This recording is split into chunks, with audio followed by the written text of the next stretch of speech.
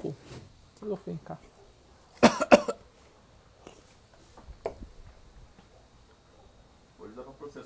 Ei, gente, muito boa tarde. Faltam 4 minutos para as 4 horas aqui no Brasil. 3 minutos agora para as 20 horas em Londres. E hoje nós temos um bate-papo muito diferente, muito legal, muito especial. Beleza. Com um brasileiro, mineiro, que treina uma seleção nacional e que está nesse momento rumo à Copa do Mundo do Catar. É exatamente o que vocês estão ouvindo. A gente está num momento de entre-safra de treinadores brasileiros. A gente tem tido uma enorme dificuldade de renovação nos treinadores brasileiros e temos, fora do Brasil, um jovem treinador da novíssima geração que treina uma seleção nacional. Aliás, não só treina essa seleção nacional, ele é uma espécie de manager que auxilia essa federação internacional na formação de novos atletas. Eu já vi que o Gilberto entrou aqui. Gilberto, me dá um oi, escreve um oi aí, ou então se aparecer para você uma abinha cinza, coloca aí que ela vai te dar a opção de se convidar para entrar aqui nesse nosso bate-papo. Se não apareceu, escreve oi que eu consigo te puxar. Vamos ver. Fala, Brunão. Hoje à noite tem você com o Carlos, né? Eu vou prestigiá-los. Pode ter certeza disso aí. Gilberto. Opa, aí eu acho que agora eu já consigo te puxar. Gilberto. Isso, transmitir ao vivo. Gilberto, ao vivo, desde Londres, na Inglaterra. Opa, muito boa tarde, boa noite aí para você. Pois é, rapaz, boa noite, aqui são 8 horas, né? Tudo bem? É um prazer falar com você. Eu estava comentando aqui, um pouquinho antes de você chegar, que a gente hoje, aqui no Brasil, se encontra numa entre-safra de treinadores. Nós não temos hoje jovens treinadores com destaque nacional e internacional, pelo menos não que a gente tenha conhecimento aqui. Tanto é que o Flamengo, que tem o maior orçamento do Brasil, estava com um treinador estrangeiro e agora trouxe um outro treinador estrangeiro. O Atlético, que está com um orçamento diferenciado também, investiu uma fortuna no Sampaoli. Enfim, a gente tem sentido uma lacuna aí entre aquelas gerações dos treinadores tradicionais, né, famosos, e a nova geração. E aí você vem despontando com uma carreira fora do Brasil e hoje treinando uma seleção nacional. Então, eu queria, se até antes da gente entrar, que você se apresentasse, falasse do curso da UEFA, que é muito interessante, e aí depois para a gente poder conversar um pouquinho sobre o trabalho aí nas Ilhas Virgens Americanas. Muito boa tarde ou boa noite aí em Londres. Boa noite aqui, né? Boa tarde aí, Gustavo. Vocês estão me escutando bem aí? Tá legal Sim. A conexão? Tá ótimo. Você deve estar aí no 8G, né? Você está em Londres. Nós aqui estamos no 2G e meio. Eles vendem o 4G, mas a gente usa o 2G e meio. Bom, primeiramente é um prazer enorme estar aqui com vocês. Tá? Muito obrigado pela oportunidade de estar dividindo um pouquinho sobre a minha jornada, né? Que está no início ainda, mas já tem bastante coisa legal aí para dividir com o pessoal. E é um prazer enorme estar com você. Estou vendo muitas pessoas aqui que são meus amigos lá do Brasil. Dá um grande oi para todo mundo aí. E estamos nessa jornada aí agora. É interessante, né? O cenário mundial hoje, dentro do... Está mudando, muita coisa está evoluindo, né? Existe uma necessidade muito grande hoje do treinador estar se educando, né? E se reeducando também, né? Não existe mais aquele cenário onde o jogador, sendo um bom jogador, dentro de um time de grandes jogadores, seria suficiente, né? Para trazer títulos, para trazer performance, né? Jogos bons durante um torneio. Então, o papel do treinador hoje é muito importante, não só dentro de campo, mas também para liderar, né, e auxiliar o crescimento do jogador fora de campo também, né? Porque o nosso papel hoje é mais de manager, né? Porque a gente tem que dar uma olhada em todas as áreas, né? Na área psicológica, na área emocional, às vezes até ajudar, né? Com problemas familiares. Então, evoluiu demais, sabe? O papel do treinador. Pois é, aí você sai do Brasil, né? Você saiu do Brasil. E como que começou? Quando que você falou assim, opa, eu gosto do futebol, eu quero trabalhar com futebol e eu vou investir no caminho do técnico ou no diretor técnico, né? Fora do Brasil, normalmente se diz diretor técnico. Quando que surge? Como é que começa essa caminhada? Mas é interessantíssima a caminhada. Eu sempre joguei bola, né? Muita gente me conhece desde pequeno, apaixonado por futebol, apaixonado por futsal. Joguei até quando meu joelho e meu tornozelo aguentaram, né? Infelizmente, por causa de muitas lesões, eu tive que parar, mas o caminho, né, que apareceu na minha vida foi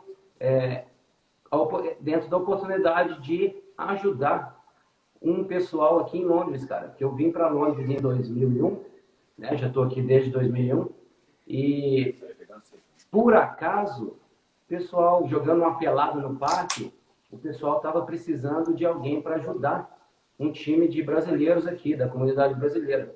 Aí na Inglaterra, em Londres. Aqui na Inglaterra. Aí caiu aquilo de paraquedas na minha mão. Eu falei, eu ajudo. Estou fazendo nada, né? Durante o dia, no sábado, no domingo. E aí você trabalhava na Inglaterra, em outra área, e aí começou paralelamente essa atividade. Exatamente. Trabalhava em outra área completamente diferente.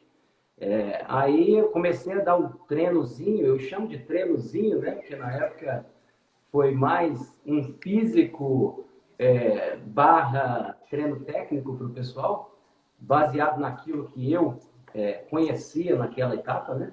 E o pessoal começou a adorar, cara. E o que eles começaram a falar era que, nossa, você tem um futuro bom para ser treinador. E aquilo começou a me dar vontade de procurar maneiras de estar me educando, né? Então, aqui na Inglaterra, eles dão, né, todo o suporte para que o treinador ele faça os cursos, né? Então, eu fiz cursos da federação aqui, comecei no nível 1, nível 2, aí todos os módulos de categoria de base, né? Módulo 1, módulo 2, módulo 3.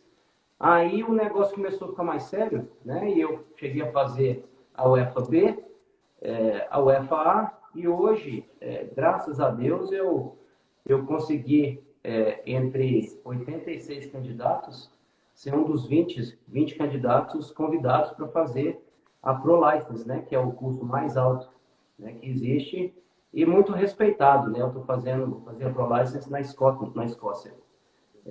Mas aí nessa jornada, Gustavo, o que aconteceu? É interessantíssimo, cara.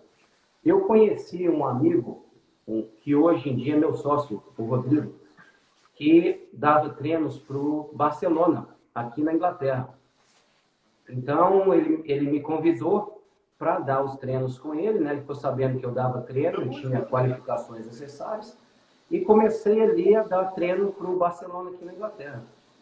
Durante esses treinamentos, a gente virou muito bons amigos, né? E ele trouxe, né? A empresa dele trouxe o Marcos Sorato, o Pipoca. Então, treinador da seleção brasileira de futsal. E aí o que aconteceu? Ficamos muito amigos e o Marcos convidou a gente para estar indo para a Copa do Mundo na Tailândia. Copa do Mundo de futsal. Com o futsal, cara, para aprender um pouquinho, sabe? Isso em que ano, Gilberto? Foi em 2012. 2012. Foi quando o Brasil foi campeão masculino e feminino. Pela última vez, né? Que desde então o nosso futsal não conseguiu. Aliás, não chegou nem nas semifinais. Perdeu para a Argentina nas quartas na última Copa, né? Exatamente. Aí fomos lá, estávamos sentados, conversando. Estava eu, o Pipoca, o Guaíba, que é o treinador de goleiros. Na época, o Romano. Pessoas espetaculares, sabe? E o Marcos virou para a gente e falou assim: Giba, Rodrigo, por que vocês não abrem uma escolinha de futsal suas no Brasil ou na Inglaterra? Porque na época a gente trabalhava para a empresa que trazia o Barcelona, né, para a Inglaterra. E eu olhei para o Rodrigo e falei, interessante. Voltamos no voo, né, depois da Copa do Mundo, conversando, acabamos abrindo, né, A nossa escolinha de escolinha. futsal aí em Londres. Exatamente, abrimos a escolinha de futsal aqui em Londres, em 2013, que hoje é um sucesso.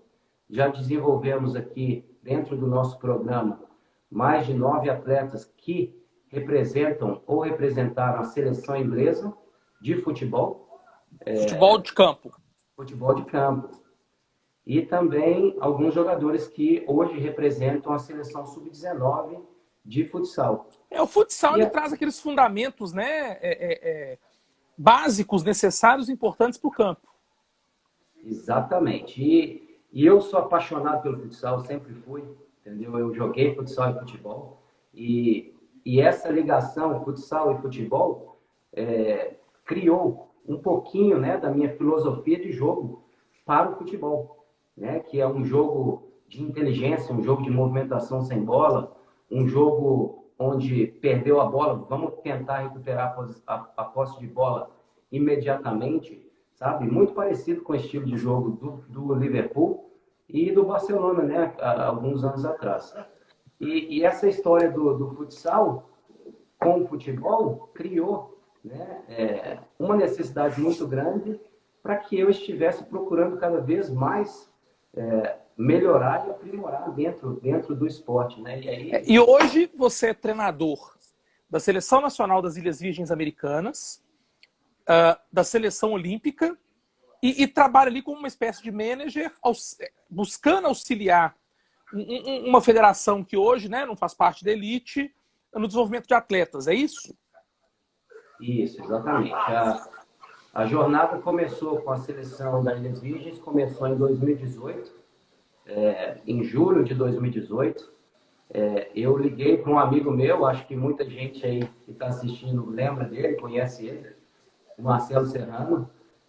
Na época, o Marcelo Serrano, ele era o treinador da seleção das Ilhas Virgens, e eu dividi com ele o meu sonho, né, de estar tentando sair da categoria de base e ir para o profissional. O Marcelo Serrano, como uma pessoa fantástica, ele falou, pô, Giba, acabei de assumir uma seleção, cara, vem para cá. Aí eu fiquei assim, nossa, eu falei, grande oportunidade, né? Ele falou, vem para cá. A seleção é uma seleção bem pequena, não temos condições de pagar a sua passagem, mas aqui hospedagem e alimentação, a gente garante. Eu te garanto. Isso. Aí eu falei, nossa, cara, vamos embora, né? Um amigo de infância, né? Ele é de Nova Lima também? De Nova Lima, de Nova Lima. Que legal. E ele era o treinador da seleção principal das Ilhas Virgens? Ele era o treinador da seleção principal das Ilhas Virgens. Aí cheguei lá, cara. Olha só que interessante, Gustavo, porque esse aprendizado de 2018 até hoje é o que influenciou bastante na pessoa que eu sou e no treinador que eu sou. Sabe? Pois, e o Marcelo Serrano, ele sai das Ilhas Virgens e vai para onde? Onde que ele está hoje? Hoje o Marcelo Serrano, ele é treinador do Austin Bolt, que está na Liga USL americana. Que é a segunda liga de futebol nos Estados Unidos. Exatamente. Segunda mais importante. Isso, ele hoje, atualmente, ele é treinador do Kleber Gladiador, o Lima. Tem alguns jogadores de grande nome, né? Conhecidos que estão lá com ele. Isso. E aí, quando ele sai da seleção principal, você assume no lugar dele? Você é convidado para sair da base e ir para a seleção principal? Exatamente. Em 2018, fui para Atlanta, no centro de treinamento da seleção, onde eles estavam começando o projeto, né? Um projeto muito bonito. Então, a seleção das Ilhas Virgens tem um centro de treinamento em Atlanta, nos Estados Unidos? Não vem um centro de treinamento, foi utilizado como centro de treinamento, porque a maioria dos jogadores, né, joga lá. Eles moram nos Estados Unidos. Eu acho importante até para a gente situar o pessoal que está assistindo a gente. Aliás, estou vendo aqui que o Milton Jordão advogado baiano, conselheiro do Bahia Esporte Clube, tá nos assistindo. Uma galera assistindo. Gente, se querem fazer perguntas, cliquem aqui. Tem uma interrogaçãozinha aqui, fiquem à vontade. Divulguem para seus amigos também. Clica aqui nesse aviãozinho, divulga para os amigos. O pessoal vem conversar com a gente. As Ilhas Virgens Americanas são um território independente dos Estados Unidos. É isso? Geograficamente é isso? E estão próximos ali dos Estados Unidos, né? São 3 horas e meia de voo de Miami. É bem pertinho. É bem pertinho. Então deve ser muito comum esse intercâmbio, jogadores das Ilhas Virgens jogarem nos Estados Unidos, alguns treinamentos serem feitos lá, como é o caso desse centro em Atlanta. Isso deve ser algo meio que rotina, né, na seleção.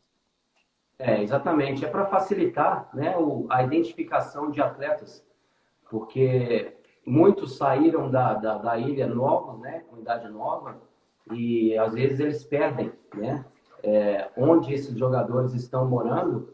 Então a gente criou, na época o Marcelo criou esse treinamento, esse centro de treinamentos em Atlanta, para facilitar, né, o aproximamento da comunidade das Ilhas Virgens e a identificação de atletas de qualidade que poderiam representar a seleção naquela época, né? Que legal. E aí, então, você sai da base e assume a seleção principal ainda em 2018 ou um pouco mais adiante? Não, em 2018 eu fiquei com o Marcelo durante 2 meses de preparação. Você pega o voo, paga do seu bolso, vai às Ilhas Virgens, chega lá, vocês fecham o contrato e você fica. Não foi bem assim, não. Eu fui com o intuito de aprender, né, de ver como é que era o ambiente, né, de um ambiente profissional dentro de uma seleção, com a ambição, sim, de arrumar alguma coisa. Mas foi um aprendizado que demorou alguns dias, né, para que eu aprendesse realmente como que eu deveria me comportar dentro daquele ambiente, né, que é importantíssimo você aprender como é a cultura, né, e como você pode criar um ambiente para que os jogadores eles escutem o que você quer passar para eles, etc. Então o Marcelo me educou, né, eu sou muito grato a ele, me educou durante 1 ano e meio, em novembro de 2019, por causa dele, muito.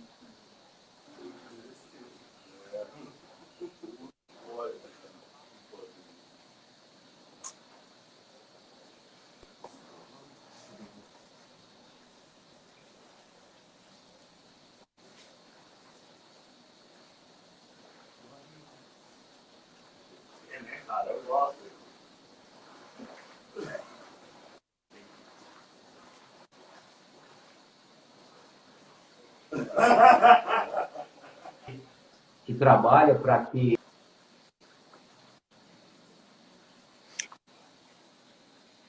Você tá brincando? Aí eu saí.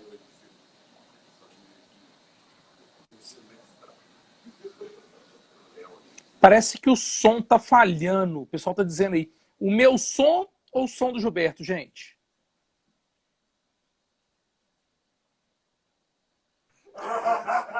Parece que tá dando uma picadinha aí. Eu não sei se sou eu aqui ou o Gilberto lá em Londres. O pessoal escreve, o pessoal tá me escutando bem? Tá travando o som dele? Tá travando o meu? O pessoal aí depois fala pra gente. Parece que a Carol tá dizendo que... E o Bernardo que não estão escutando você. Parece que lá... Que ali na Inglaterra tá. Parece que o problema é lá. Bom, chegou uma pergunta aqui, enquanto o Gilberto soluciona a questão técnica. Vamos lá.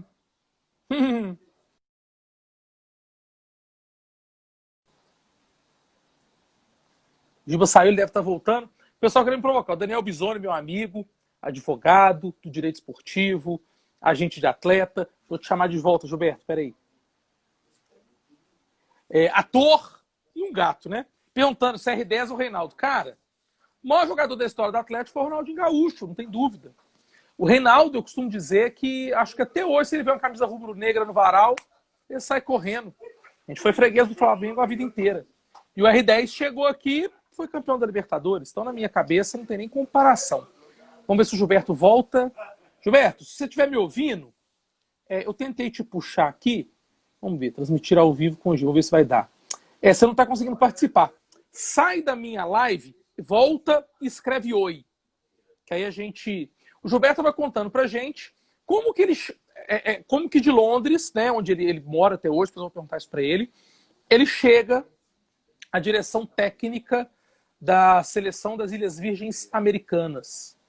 É muito interessante porque, como eu dizia, nós até temos alguns bons treinadores, o Jair Ventura, tem aquele que eu acho um gato, gente. Esqueci o nome, Valentim. Então, assim, nós temos alguns bons treinadores que têm surgido, mas percebam que os nossos clubes estão cada vez mais inseguros com os novos treinadores. Então, o Flamengo, quando sai o Jorge Jesus, ele vai para a Espanha, busca lá o catalão Torrents, vamos ver, voltou. O próprio Atlético Mineiro, com um bom orçamento, vai buscar o Sampaoli, uma verdadeira fortuna para o Sampaoli.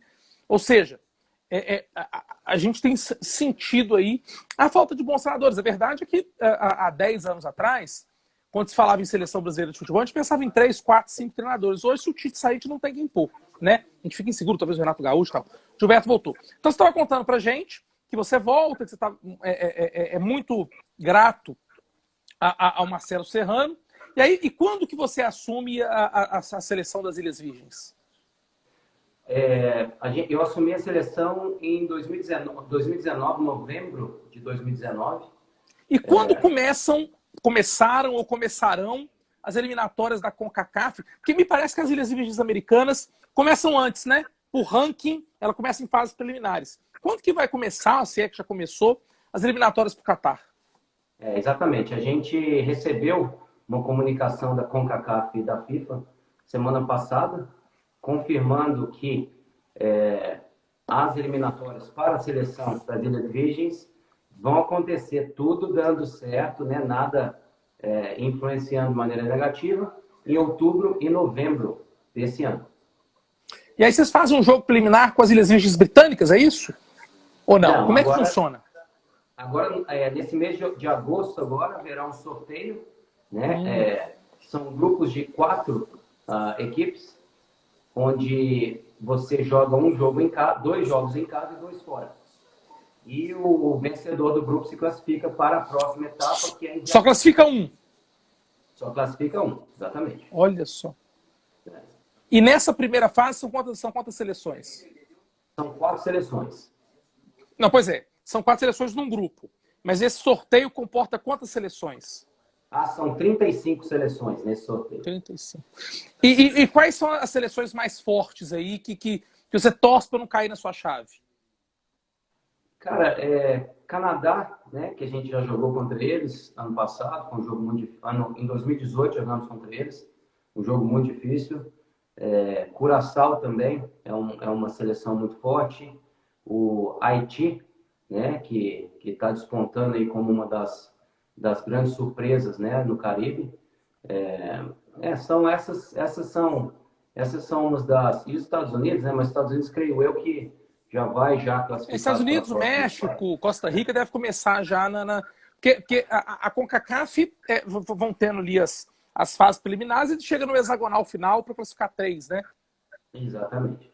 Tradicionalmente, acho que é isso. Aí tem uma quarta vaga. Eu não sei se são 3 vagas e meia ou 4 vagas e meia. Mas eu sei que tem um outro que disputa aí uma repescagem, né? Depois com, não sei se é com a Oceania, com a Ásia, ou com a própria América do Sul, alguma coisa nesse sentido. E para os Jogos Olímpicos? Já terminaram as eliminatórias? Não? Para o Japão? Terminaram as eliminatórias. Os jogos foram lá nas Ilhas Virgens. O grupo era Ilhas Virgens, Cuba e Barbados. 2 equipes fortíssimas na categoria de base. O primeiro jogo foi contra Cuba. Começamos ganhando de 2-0, uma partida, um início assim, muito surpreendente, né, para todo mundo. E deixamos eles empatarem no primeiro tempo. Eles viraram com um gol no finalzinho, 3-2. E já o jogo contra Barbados foi um jogo bem difícil para a gente. Os jogadores nossos estavam muito cansados, né? Porque foi uma batalha o primeiro jogo. E Barbados veio descansado, né? O primeiro jogo deles foi contra a gente. Mas foi uma partida muito interessante. O pessoal, os torcedores gostaram. Deu para dar um espetáculo legal lá. Aí se classificou Barbados para a próxima fase. Lá nas Ilhas Virgens tem um campeonato nacional, pelo que eu andei lendo, que se divide num grupo, vamos dizer assim, que é ali de Santa Cruz, que é a capital, Saint Croix, é isso, Santa Cruz que fala? A capital, a ilha, aí tem uma competição na ilha, tem uma competição nas ilhotas, e aí depois uma fase de playoffs. É assim que funciona o campeonato nacional? Ilhas Virgens são 3 ilhas, eu não sei como é que fala em português, desculpa, é St. Croix, que você falou deve ser Santa Cruz. Eu acho que é Santa Cruz. São Thomas, né, que é o São Thomas, e São João. São João, ilhas. São Tomás e Santa Cruz. Exatamente. E são 5 equipes em Santa Cruz, 5 equipes em São Thomas. São João não tem campo, não tem equipes. Então, a nossa liga é uma liga de 10 equipes que elas jogam entre si, né, na sua região, e depois a gente faz jogos no final de semana e às vezes é prolongado, né, por um mês, 2 meses, entre uma ilha e a outra. E depois de um certo número de jogos, a gente tem a final, a semifinal e final, pontos corridos. E você seleciona os seus atletas dessas 10 equipes. E tem alguns jogando fora também, né? Isso. O processo de seleção de atletas é uma coisa assim um pouquinho delicada, sabe? A gente está implementando agora um sistema mais avançado, onde a gente está educando as pessoas que vão ser os olheiros, né? E vão procurar os jogadores que estão ao nível para representar a seleção. Mas a gente sim olha os jogadores da ilha, né? Os jogadores que jogam por esses clubes, os jogadores que jogam nas categorias de base também, e a gente olha os jogadores que estão nos Estados Unidos. A maioria deles são jogadores de universidades, né? O grande número de atletas que a gente tem hoje, os de mais qualidade, estão em universidades, né? Temos 4 atletas que são profissionais hoje em dia e o resto é semi-profissional. Profissionais fora do Brasil, fora das Ilhas Virgens. Isso, eles estão na USL, né, na segunda divisão da Liga Americana, e também tem um atleta que está na Nova Zelândia. E aí, nesse seu projeto, além de estar com as 2 principais seleções, a seleção principal e a Sub-23, que é a seleção olímpica, você participa de um projeto maior, que é de desenvolver o esporte, o futebol, a modalidade nas Ilhas Virgens Americanas. E eu fiquei pensando, as Ilhas Virgens Americanas têm uma população de pouco mais de 100 mil habitantes. Não é uma tarefa fácil. Em que consiste o projeto? Como ele chama? Como é que é esse projeto que busca formar uma seleção forte nas Ilhas Virgens? Esse é um projeto a longo prazo, né? Que a gente está implementando agora. Os 2 anos quase que eu passei lá, 1 ano e meio que eu passei lá com o Marcelo, foi ótimo para observar, né? Para ter uma noção de passado também, entender da cultura, né?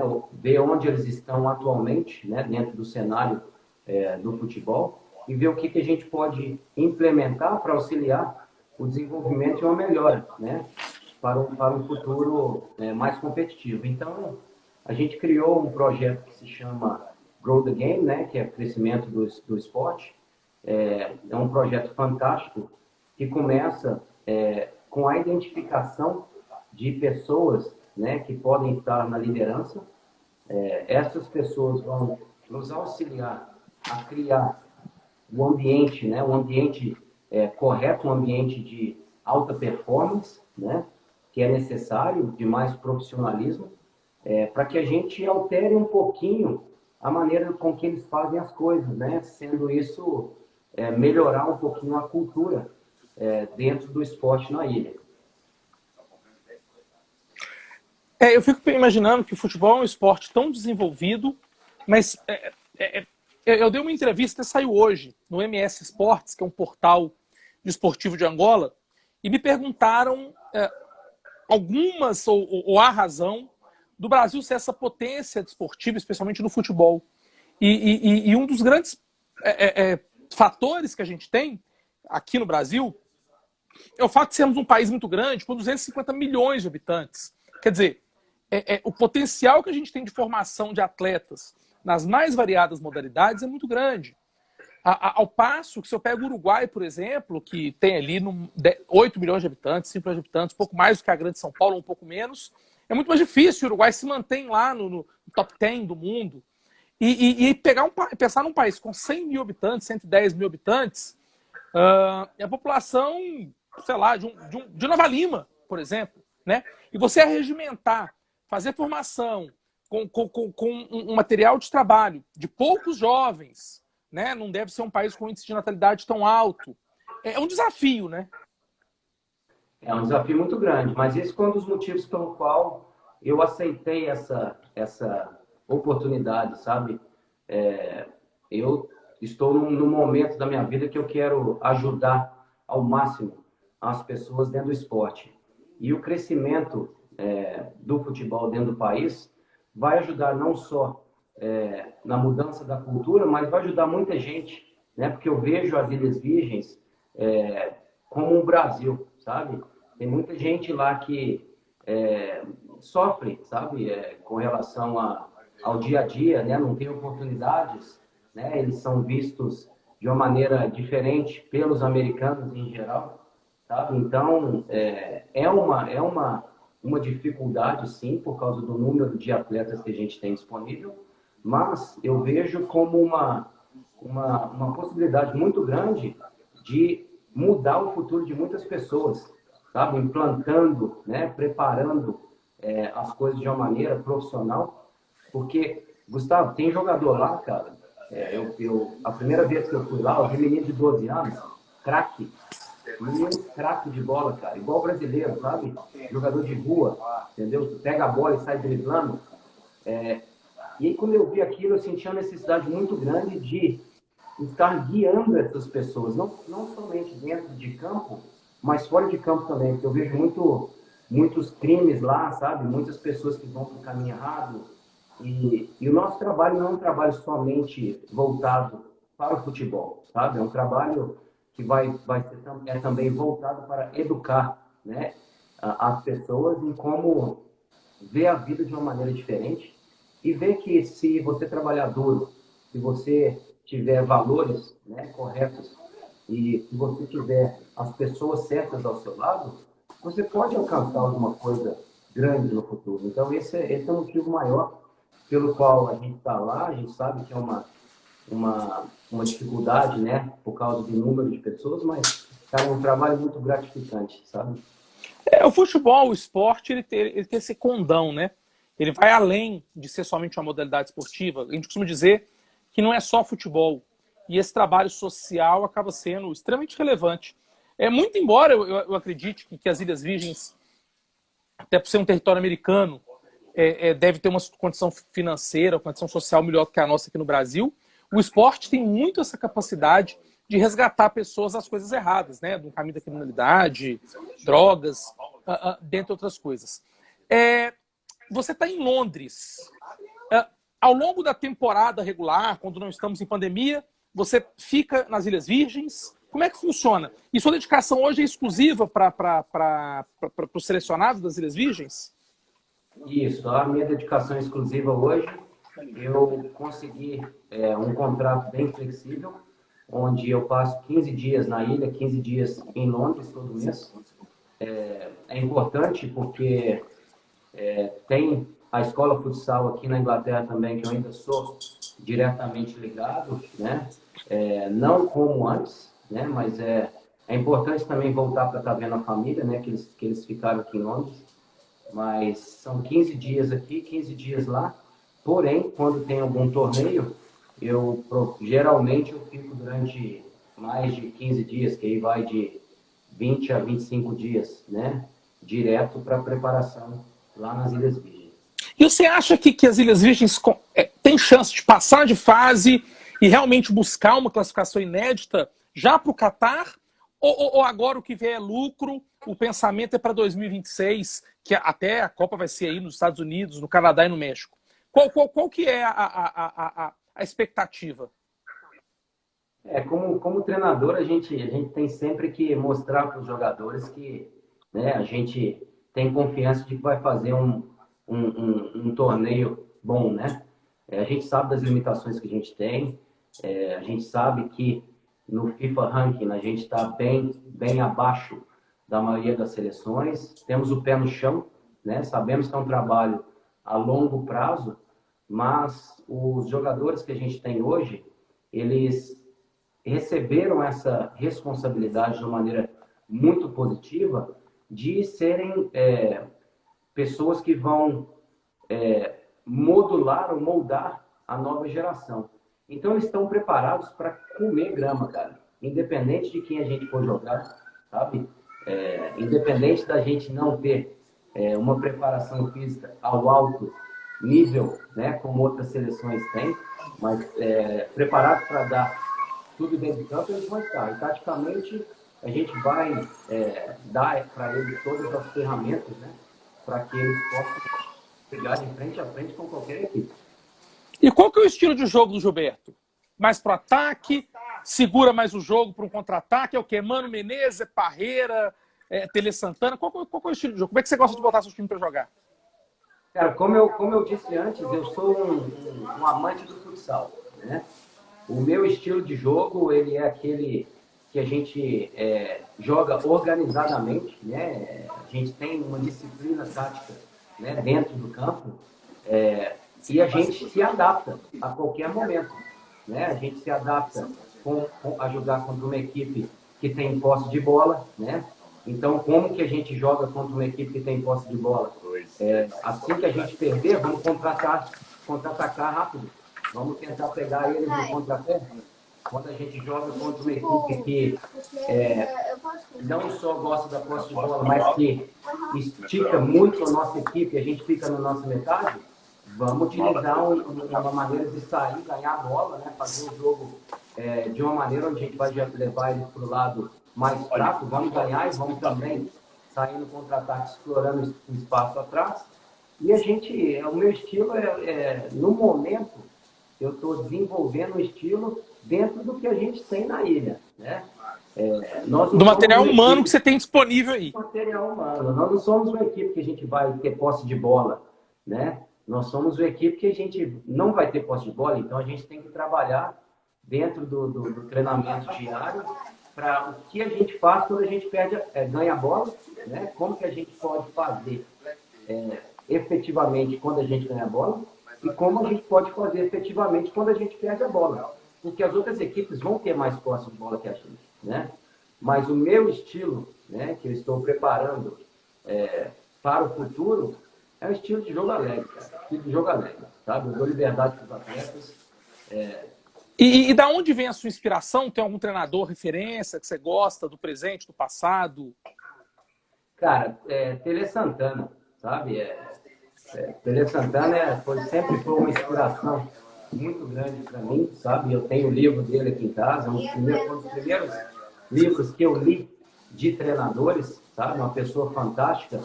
E eu me comparo muito a ele, porque eu sou um treinador muito detalhista. Eu olho detalhes, assim, do jogador individual, eu tento ajudar ele, porque ajudando ele nesses detalhes, o resto da equipe toda ganha, sabe? Então, sem dúvida nenhuma, Tele Santana. O meu patrono na Academia Nacional de Direito Esportivo é o mestre Tele Santana, que, na minha opinião, é um dos maiores treinadores da história do mundo, que soube dar a volta por cima, porque eu penso que a Copa de 82 a gente perde, 86 também, por alguns detalhes técnicos ali que fizeram muita diferença, mas ele dá a volta por cima e no final dos anos 80 e dos anos 90 ele ganha tudo que podia ganhar, e ali ele estava maturado. A Copa de 94 talvez fosse a Copa que ele tivesse mais preparado, muito embora, na minha opinião, o Parreira montou taticamente, do ponto de vista tático, a melhor seleção brasileira que eu vi jogar foi a seleção do Carlos Alberto Parreira. Não era a seleção que tinha os melhores jogadores, não foi a seleção que jogou mais bonito, mas ele fez isso que você disse. Pegou o que ele tinha de material humano e montou uma seleção eficiente e foi campeão do mundo. Né? Eu acho que é isso que o treinador busca, é vencer, jogar bonito é legal, é vencer. É por aí, né? Exatamente, exatamente. O pessoal na ilha, eles me chamam de diva detail. The detail man. O treinador de detalhes está chegando, né? Porque o jogador, quando ele bate na bola, eu já olho ali... Não, eu adoro brincar com isso aqui. Né? Deita o corpo um pouquinho para cá. E eu assim, melhorando o jogador em detalhes, né, a gente pode surpreender nessa competição em outubro e novembro. Claro. E você está fazendo sua carreira no exterior, né? Você foi para a Inglaterra, da Inglaterra você começou a treinar na Inglaterra, vai para as Ilhas Virgens Americanas, quer dizer, tá terminando aí o curso do EFA Pro. Voltar para o Brasil é algo que passa pela cabeça do Gilberto ou não? A ideia é realmente tentar uma carreira internacional ou o que vier, você está preparado para tudo? Como é que é isso na sua cabeça? Olha, a realidade, eu estou só começando a Pro License, né? Começo 31 de agosto agora. São 2 anos de curso. Eu espero que o meu aprendizado dentro desse curso agora vai me potencializar para qualquer oportunidade que venha aparecer no futuro. Né? Eu tenho um mapa, né, de quando eu quero chegar, onde eu quero chegar e como eu quero chegar. Né? E a Pro License é parte dessa etapa fundamental. Dentro dessa etapa é fundamental, sabe? Porque com certeza vai me dar a confiança, né, de estar disputando vaga de treinador com ex-jogadores que viram treinador, porque é uma disputa, né, muito difícil. Verdade. Já vem com um nome muito forte. Então, a Pro License vai me dar, né, essa estrutura necessária para que, no futuro, aparecendo no Brasil, aparecendo na Espanha, aparecendo em Portugal, eu vou estar 100% preparado. Que legal. Vir para o Brasil, talvez, neste momento, fosse significar uma mudança brusca, uma vez que o curso é na Escócia, né?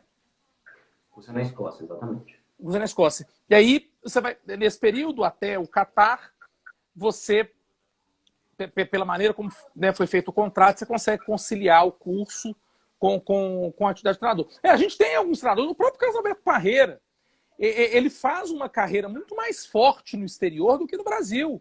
O Parreira vem a treinar equipes no Brasil depois do Tetra. Ele fez sucesso, ele foi assistente técnico, enfim, alguma coisa ligada para preparo físico em 70. E depois ele vem treinar muitas seleções do Oriente Médio, participa de Copas do Mundo e tal. Mas ele não foi um treinador de sucesso em clubes brasileiros. Então, realmente, há treinadores que acabam fazendo a carreira no exterior e despontando. O próprio Paulo Autuori, que foi campeão da Libertadores pelo Cruzeiro, ele é um treinador extremamente respeitado na América do Sul, já treinou várias seleções da América do Sul, na América Latina. Esse é um caminho, de certa forma, normal. Porque nós, brasileiros, dentro do futebol, nós somos muito respeitados no exterior, né? Exatamente, exatamente. E, no meu mapa, é importante passar por essas etapas aqui, sabe? Ter uma estruturação sólida dentro da minha carreira para que eu possa estar fazendo um trabalho do mais alto nível, né? A preparação é fundamental. E é um diferencial. Queira ou não queira, você estar aqui fora, você está fazendo uma licença pro aqui fora, na Escócia, que é um lugar onde, se você der uma olhada, um dos maiores treinadores da Europa hoje, a maioria deles fizeram a Pro License na Escócia, né? Isso vai auxiliar muito. E eu agora trabalho também para a FIFA, né, como educador de treinadores. Então, isso é uma coisa que também vai me preparar, né? O educador de treinadores faz curso para novos treinadores, é isso? Isso, a gente tem dentro da FIFA, a FIFA tem os cursos deles, né? E nós somos os professores, né, dos treinadores no Caribe. Que bacana. Você é muito jovem, deve ter 40 e poucos anos, se muito. Para a carreira de treinador, você sente que isso pesa? Que normalmente espera um treinador, alguém um pouco mais experiente ou com uma idade mais avançada? Você entende que o fato de ter 40 e poucos anos interfere na sua apresentação, enfim, naquele primeiro impacto? Ou naquele primeiro contato? Não, aqui na Europa, eu estou falando de Europa, de cultura Europa agora, né? Aqui na Europa, não. É uma coisa que definitivamente não é uma coisa negativa, sabe? Inclusive, tem treinadores aí na Premier League, tem um treinador do Bournemouth que ele tem 33 anos, cara, sabe? Eu acho que aqui eles olham mais a qualidade que você tem do que a idade, né? A qualidade e a caminhada também, né? Porque aqui no Brasil eu percebo que tanto o Jair Ventura quanto o Valentim, tem o Zé Ricardo também, sofrem, não vou dizer preconceito, mas acaba tendo alguma relutância até dos grandes clubes e darem oportunidade para treinadores tão jovens, né? 40 anos hoje a gente está super jovem, normalmente os treinadores que estão girando aí, é o Vanderlei Luxemburgo, é o Filipão, é o próprio Renato Gaúcho, já tem ali 50 anos para mais. Então aqui no Brasil eu sinto um pouco disso. Aí fora, então, não. Eles propõem mais com a qualidade, com a formação, com a história curricular, então. É uma coisa importantíssima é o currículo, né? O número de títulos, né? O estilo de jogo, principalmente para uma Premier League, né? Que é a liga aqui na Inglaterra, que você tem duas metades da table, né? A metade para cima são os times que têm os melhores treinadores do mundo, né? Que geralmente eles procuram os mais experientes e Claro. com isso os mais velhos, né? E para baixo que eles procuram, em primeiro lugar, a qualidade, o número de vitórias, né? E a experiência também, dentro daquele contexto de vamos tentar manter o time ali na liga, né, na Premier League, não cair, né? E a idade, para essa parte de baixo, não é uma coisa que é um problema, sabe? Já para a parte de cima, eu vejo, né, se você analisar os treinadores que estão ali em cima, eles são treinadores, não é tanto a idade, é o número de vitórias, né, a experiência, e para isso você precisa de tempo, né? Você entende que os nossos jogadores, os brasileiros, são muito valorizados no exterior, tem um mercado aí amplo. Os treinadores brasileiros no exterior não tem tantos casos de sucesso, me parecem menos procurados ou menos valorizados. A gente teve o Luxemburgo, que foi para o Real Madrid, foi uma passagem pífia. O Filipão foi muito bem na seleção portuguesa, mas no Chelsea também foi uma passagem pífia. A gente precisa também, de algum momento, algum treinador brasileiro chegar num grande clube europeu e marcar território. Você acha que isso ainda pode acontecer num período curto? Você acha que tem alguém para falar, esse cara tá bom? Eu não sei, eu gosto muito do Tite, eu acho que o Tite tem uma análise de jogo muito boa. Mas na minha cabeça o Tite ainda peca um pouquinho naquela arrogância que os técnicos da nossa seleção têm, de sempre se acharem os donos da verdade. Quer dizer, nessa geração que a gente tem, nos nomes que a gente tem, não precisa citar nomes não, até para nos comprometer. Mas você acredita que a gente consegue em breve, em um ciclo de Copa do Mundo, 4 anos aí, ter um treinador brasileiro numa equipe de ponta e com sucesso na Europa? Olha, eu acho que sim. A resposta é sim. Desde que o treinador brasileiro venha para a Europa preparado, né? E sabendo que é uma cultura completamente diferente. A gente do Brasil, treinadores do Brasil, a gente não pode chegar aqui e achar que é o Brasil, né? A primeira coisa que acho que é por isso que teve treinadores que vieram para cá que não tiveram tanto sucesso, né? Eles vêm para cá fazendo as coisas da maneira que eles faziam no Brasil, achando que vai dar certo, né? Mas aqui, cultura, né? O ambiente que você forma e a maneira que você lidera são as coisas que vão trazer o sucesso ou o não sucesso. Se você vier aberto, com mentalidade aberta, entendeu? Para entender que, sim, traga a sua maneira de treinar, traga a sua filosofia de treinar, mas tem que adaptar a sua filosofia, a sua maneira, dentro da cultura daquele clube, dentro da cultura daquele país. Porque senão, meu amigo, é difícil. Gustavo, é difícil, porque aqui fora, o vestiário e os jogadores divulgam treinadores, cara. Mas acho que aqui também. E seleção brasileira? Você acha que a gente tem uma geração capaz de buscar uma Copa do Mundo no Catar? Porque eu, particularmente, eu olho para a seleção brasileira de agora, eu sinto falta de um grande protagonista num grande clube internacional, de um grande artilheiro em clubes internacionais. Então eu olho para a nossa seleção e falo, caramba, Catar podemos até ganhar, mas vai ser na camisa na sorte. Ou até né, montando uma boa seleção. Que é muito diferente de 94, porque em 94 a gente tinha ali o Romário numa fase espetacular no Barcelona. E a analogia que eu falo é que é até interessante, a gente se sente velho pra caramba. De 70 para 94 foram 24 anos sem título. E de 2002 para 2022 já são 20 anos. Ou seja, se a gente não ganhar a Copa do Catar, a gente já empata com o nosso maior período sem título mundial, né? Desde que a gente ganha em 58. Será que a gente pode pensar numa seleção com chance de chegar no Catar e ser campeão do mundo? Cara, o potencial do Brasil é muito grande, né? A gente vê jogadores aí todos os dias despontando, sabe? Dentro de equipes do Brasil que acabam vindo para fora, né? Cedo.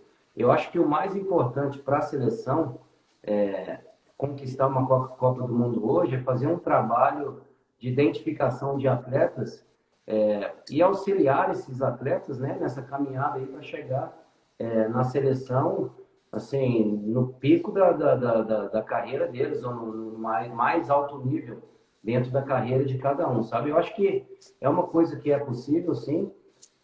Analisando todas as outras seleções, tem muitas seleções aí fora que estão se reestruturando também.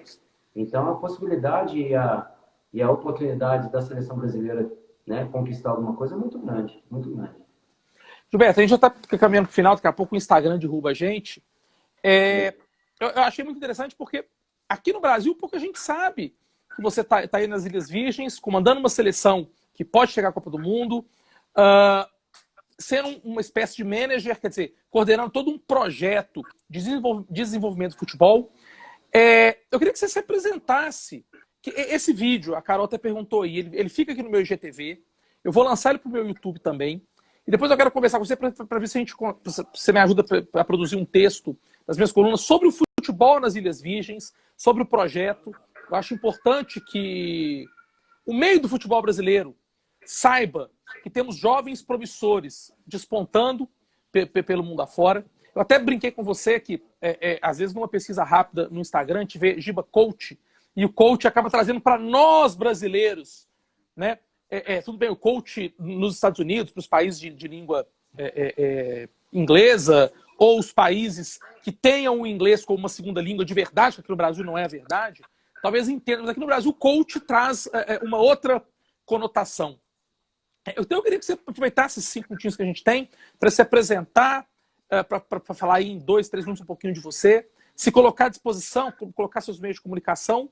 E repito, depois eu quero conversar com você, eu acho legal a gente... Eu escrevi um texto no Lê em Campo, faz uns 4 meses, sobre uma equipe da Nova Caledônia, que foi campeã lá do torneio da Oceania, mas que ela disputa a Copa da França, e aí foi para o Mundial, que seria o primeiro time de língua francesa no Mundial de Clubes e tal.